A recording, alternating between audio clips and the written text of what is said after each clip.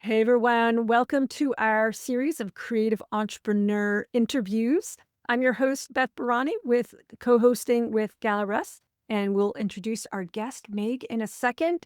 I am a science fiction and fantasy writer who also helps science fiction and fantasy writers go from idea, tiny idea, to publication to please their readers.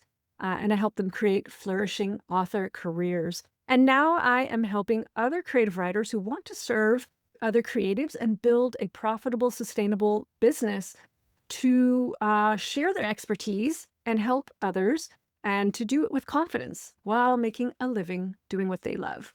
And I'm also the host of a podcast called How to Write the Future, and which I adore doing. And now we also have Gala. Gala, go ahead and introduce yourself. Hi, I'm Gala Rast, and I am co-hosting today, and I'm also going to be co-creating with Beth the Creative Entrepreneurship Apprenticeship, which I'm very, very excited about. Beth helped me so much as a mentor on my journey to become a book coach and a publishing strategist. I started as a romance author, still a romance author. I write with a co-author under Willa Drew pen name, but now I really love helping both writers and now writers who want to help other writers because I used to be a teacher. And I think that's once you become a teacher, it's just in you. So I'm very happy that we get to talk to Meg today. Meg, would you go ahead and introduce yourself, please? Hi, my name is Meg Hartmann, and I run a website called the Sea, which serves people who read poetry and who write poetry. It's still very early days. I'm still figuring stuff out, but I felt like I had a lot to say in response to what Beth and Gala put out. So I'm excited to talk with you. Yeah, I feel like early days is great because we need to show that there are all the different steps. And to get to the late days, you need to start from the early days. And you probably, people who are starting are going to relate to you a lot. Beth, I think you're going to be the first question today. Yeah, thank you so much. I was muted for Duncan. Yeah. Well, thanks again, Meg, for being here. And I really appreciate it. And can you walk us through how your creative business first got started? Yeah. So to give you some context, I had a pretty typical start, writerly start to my career. I was an English major. I had several jobs in publishing. I got an MFA in poetry, all kind of that typical English major path. And then to make a long story short, for a number of reasons, I decided to make a pivot and I got certified in Google Ads and I became a digital marketing freelancer and spent about 6 years doing that before I realized I don't think this is quite where I'm meant to be, and had a bit of a journey trying to figure out what was next. But after a little while, the urge to write poetry came back with a vengeance, and it just started. I just sort of nurtured a daily writing practice and just tried to get into it again. And in thinking about, okay, what do I want to, I know I want to move on from marketing. What do I want to do next? What are my options? And I ended up taking this course on how to write a nonfiction book. And the prompts in the course about around choosing your topic led me to think about writing about poetry, which it's a pretty gutsy move to write a nonfiction book about poetry if you're not, Mary Oliver or Robert Haas or any, not a big name. But I thought, you know what? I'm going to follow my inspiration, follow my passion. I feel like I have something to say. I started to put something together. Part of the course was, getting it out there and getting feedback from real people. And I got a great response when I shared it. I put it up on the poetry community on Reddit. The mods pinned it for like about a week or so. I got people telling me, this is making me want to read poetry again. I'm so excited. So I thought, okay, I'm going to stick with this book idea. And I got about 10,000 words in, and I had this idea for a course that just kept nagging at me. And the book coaches who are listening to this might say, aha, she got distracted from the course or she got distracted from the book and she didn't finish the course. She got distracted from the book and went on to this course, the next shiny object. And, they wouldn't be entirely wrong, but I thought, I have this idea. This seems like a more immediate way to start doing, start talking with writers and readers on a deeper level. So I put up a website. I wrote up a bunch of course descriptions, and I had a way for people to submit their email to vote for the courses they liked. I drove traffic to the site, and people seemed to like this idea for a course I had called How to Write a Poem Every Day, which was the one that I was most excited about. So I said, okay, I'm going to set a date. I'm going to put up a way for people to register and pay me and start getting out there. And it was a small start. I had just 10 people in that first cohort, but, and I didn't get wildly successful feedback, but enough that I thought, okay, I'm gonna try this again. It was fun to do the first time around. I'm proud of what I did. Let's see what happens if I do it again. And then the second time, I got some great feedback from people that, hooked me and made me feel like I've got something here, and I'm grateful to those people. A lot of them are still around and showing up for my stuff. And that was how I got started. It's been kind of slow going from there. I have a 5-year-old daughter, and there's been, some family challenges along the way, but I've definitely started, and I definitely want to keep going with it. And I'm committed to seeing what I can do. Yeah, this is so great. I when I talk to people about the publishing journey, and when I say, well, we're gonna talk about what your life is like and how is this gonna fit into your life, because a person who has, you know, a toddler versus a person who has a teenager versus a person who has elderly parents to care for versus a person who has a disability versus a person who has a full-time job or 2 jobs. Everybody's schedule is different, but the fact that you're taking all of these steps, you are making progress. And like, I would be very, very proud. Very proud of all of the stuff that you're doing already. This is like exactly what we want people to do, is just to take those steps. Yeah. Yeah, small steps, definitely. Yeah, and it's also so wonderful that you actually asked people what they wanted. And gave them a few options, and we've been hearing that as a recurrent theme, that people are their businesses grow by what is it that they're testing things on the one hand, but also listening to what their audience wants. And so that's how we grow the business step by step with the people we want to serve. And that cross section with, like you said, they pick your favorite course. That's so wonderful. And so you're just a great example for, how we move forward. How exactly we move forward. Yeah, that's so great. Gala, do you want to take the next question? Yep. Question number 2 was, which platform or marketing channel has helped you connect most meaningfully with your audience? You might think that with my background in online advertising, I would say, Google ads or Meta ads. And, I did lean on Google ads initially to get those first people in, but especially, in terms of connecting meaningfully with my audience, I've actually found a lot of success with Eventbrite. Um, there's an audience there of people who are looking for writing courses, who are looking to meet other writers.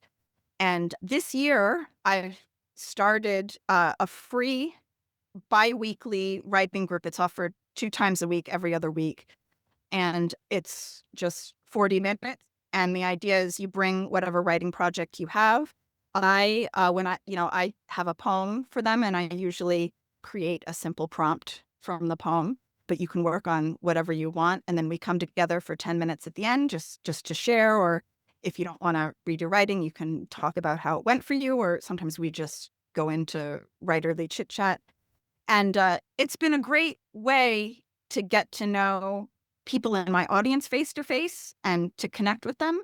And also, for the new people, I get to meet them face to face. They're not just some email on my list, but, I get to see who they are. And it's proven to be, not as impactful as Facebook ads necessarily, or something like doing a summit, but it's given me, a steady stream of new people coming onto my list. And it takes less time than doing something like blogging or really trying to be visible on social media. And it feels a lot, it feels great to talk to people face to face. I want to emphasize that aspect of it. So Yeah. bring them into a Zoom session from Eventbrite or something like that? Or what is the technical logistics of it behind this? I just, do a Zoom session. I think there's a way within Eventbrite you can link your Zoom account, which if you're doing a paid event, it might be something to worry about, but this is a free event. So it's, much lower stakes. But yeah, they seem to have made it pretty. I haven't used their system, but it does seem user friendly. Just using your own Zoom account and direct sending people a link, that works too. Oh, that's so great. I'm glad you're doing that. I know people crave community and they crave connection. And it sounds like you're using Eventbrite and bringing people in for these writing sessions, like writing sprints. It sounds like is a great way for you to connect with like-minded people who might want to then work with you. Uh, that's so great. I love it. I think I'm taking the last question. You are taking the last question. Yeah. So, what would you say to someone who feels called to creative entrepreneurship but doesn't feel ready yet? What would you say to them? I would say, and I'm going to go through a bit of doom and gloom here, but stick with me to get to the other side, that for where we are right now with all the uncertainty and potential for conflict out there, that caution, I think, is appropriate to feel right now with something risky like starting a business. I see friends on Facebook who are getting laid off, and these are people who did everything right, got a great position in academia. They're good at networking.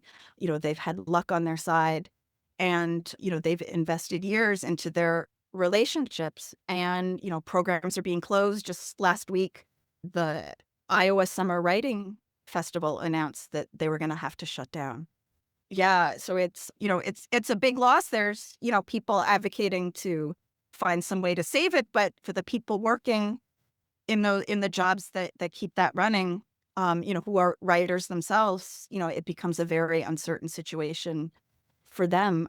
So I think we are in an environment where if you do have a job and you're in a field that's threatened, might as well hang on to it for now. Don't be so quick to give it up necessarily. In my situation, so, I made that leap myself. I'm not making a full-time living from my site, but, I made the leap to self-employment back in 2013. And in hindsight, I know I did it too early. I know I was so eager to get out on my own. And if someone had told me, I think you should wait, I would have said, no, I want to go and be done with this job. But what I would tell myself now is that having that job gives you a stable base. And from there, you have a lot of freedom to learn. You have a lot of freedom to experiment. You're not going to be acting out of desperation, which can lead to all kinds of bad things. I think we all know that desperation, when it shows up in marketing, can be repellent. Being able to have that solid base and make good decisions that are really right for you is something pretty valuable. And I've also come to realize that, I see people who have, a thriving business and who seem like they have things figured out. And I'm learning that a surprising number of them also have a day job.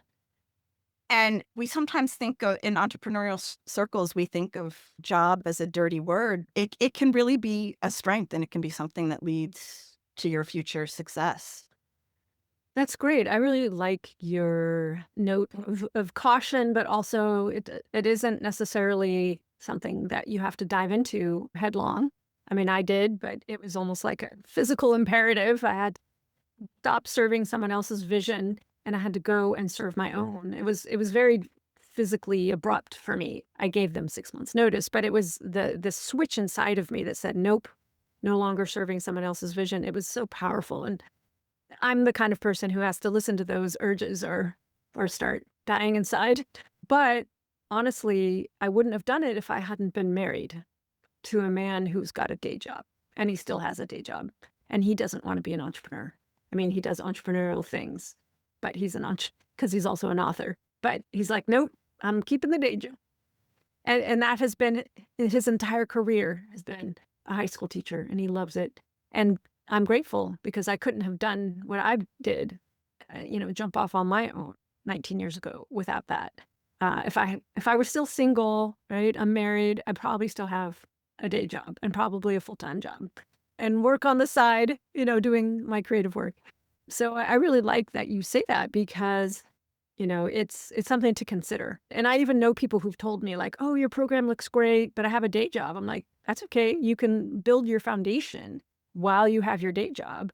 And at some point when it is ready, when you're ready, and all your materials are ready, then you can start moving out there." And some people, I mean, just switching gears over to the writer side, I know tons and tons of fiction writers who kept their day job their whole until they retired. They old job, and they were fiction writers and maybe very successful ones.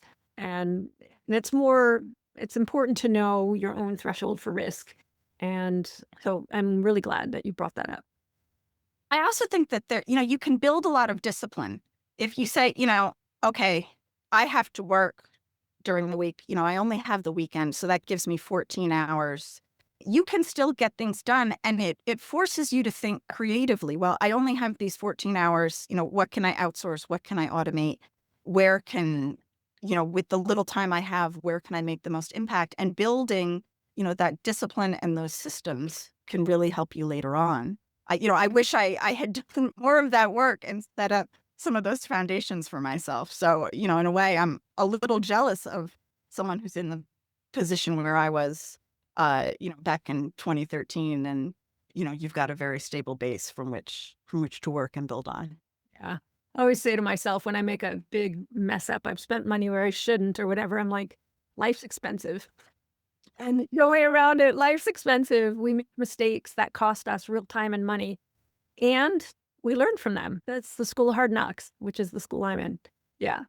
And I think those are our questions for today. Gala, do you have some follow up? I have a little bit of a follow-up because I think one of the things about, I agree with you that same thing for me.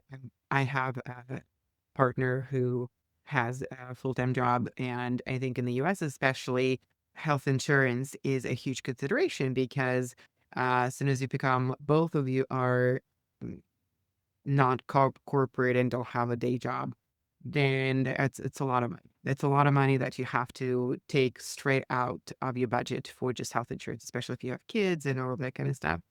And then the other thing for me is I agree with Beth on during your day job is a perfect time to set up your business because you it is very rare that you start in your very first course that you offer or your very first project that you do becomes hugely successful. I call it like winning a lottery. Majority of the people do not win that lottery when they very first time introduce their product.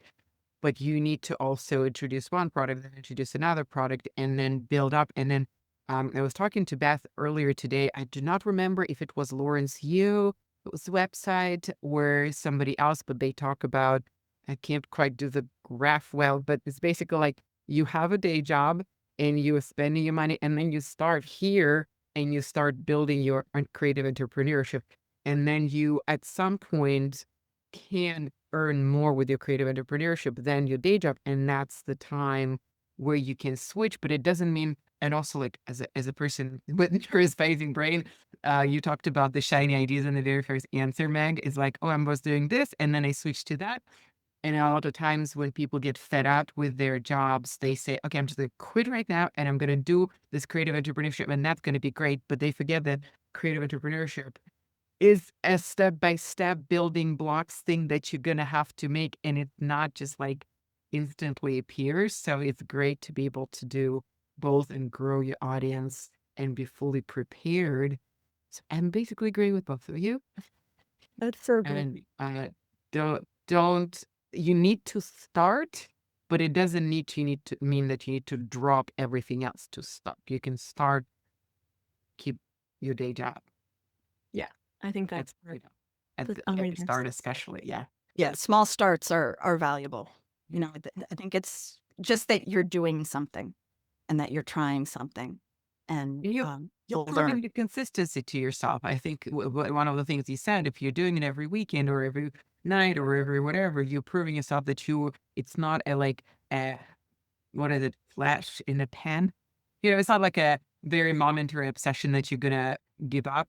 You're proving to yourself that you're truly interested and truly invested. And by going and doing it month over month, you are really into it. That Uh, you.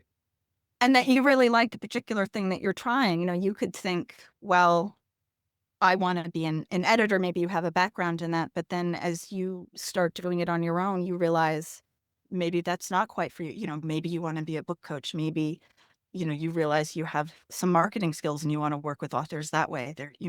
You could discover different ways you want to go. And if it's easy for you to pivot, then all the better. Yeah, that's wonderful.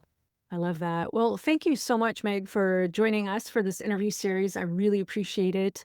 And I just really want to thank you for taking the time today to talk with us. Thank you. Thank you so much for talking to me. Thanks for the opportunity. Thank you. Bye. Bye-bye.